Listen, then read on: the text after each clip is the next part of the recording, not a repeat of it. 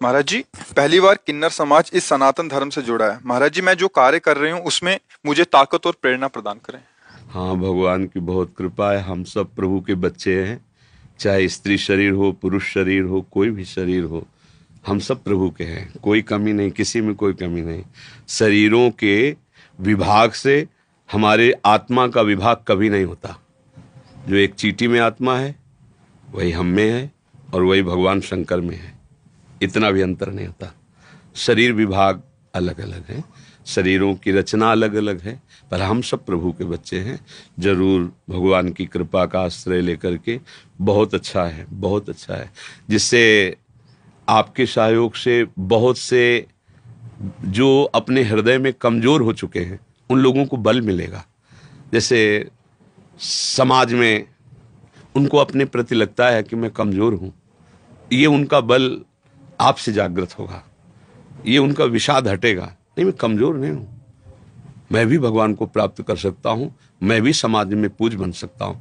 जैसे एक महात्मा भजन करके भगवत स्वरूप हो जाता है, ऐसे आप भजन करके उसी स्थिति को प्राप्त कर सकते हैं। जगत पूज्य कोई भी हो, अहोवत सुपचतो गरीयान यज्ञ भाग्य वर्तते नाम तुभ्यम। बड़ा रहस्यमय श्लोक है। कह रहे हैं कि कुत्ते का मांस खाने वाला चांडाल है, और यदि उसने शुरू कर दिया राम राम राम राम राम, कृष्ण कृष्ण कृष्ण कृष्ण, हरि हरि हरि, तो क्या कह रहे हैं, गरीयान, वो सारे जगत का पूज्य हो जाएगा। ये भगवान की महिमा है। भगवान का आश्रय लेकर भगवान ने आपको जो सेवा दी है, कि जो अपने को दीन समझते हैं, अपने को कमजोर समझते हैं, अपने को समझते हैं समाज हमें प्यार नहीं करता है, उनको ऐसा उत्साह प्रदान करो कि समाज का रचने वाला तुम्हें प्यार करेगा, तो समाज तो प्यार करेगा ही। जहाँ पर कृपा राम की हुई ता पर कृपा करे सब कोई। बहुत सुंदर। भगवान नाम जपते हुए सबको भगवत आश्रित करने की प्रेरणा दीजिए। और जो समाज में हमारे अध्यात्म से अलग रहने वाली वृत्तियां बन रही, हम सबको चाहिए कि इस अध्यात्म से सबको जोड़ने के लिए हम प्रयासरत रहें। हमारा सफलता न सफलता पर दृष्टि नहीं, प्रयास। क्योंकि हमारे भाई बहन जितने अध्यात्म को समझेंगे उतने ही वो बलवान बन पाएंगे। अध्यात्म बल है।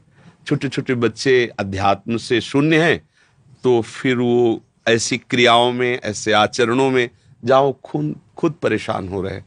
तो हमें लगता है हम सबको मिलके चाहिए कि सोई हुई वृत्तियों को अध्यात्म में जगाएं।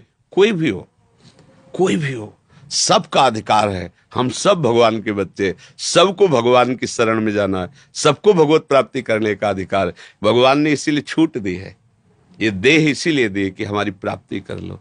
बहुत सुंदर। भगवान की कृपा हम सब पर है। खूब भाव से चलिए, और जितने आपके समीप आ जाएं उनको अपने रंग में रंगने की कोशिश कीजिए। हम लोगों की सेवा यही है। जैसे आप सब आए, मेरे प्रभु हैं, आप कृपा करके भगवत यश, भगवत नाम, ये गुणगान करने के लिए हमको सामर्थ्य देते हैं। और आप सुनकर जब चलते हैं तो हमको आनंद मिलता है कि हमारी जीवन की एक एक श्वास सार्थक है। क्योंकि आप सुखी रहें, आप आनंदित रहे, आप अच्छे आचरण करें, यही हमारे जीवन का उद्देश्य है।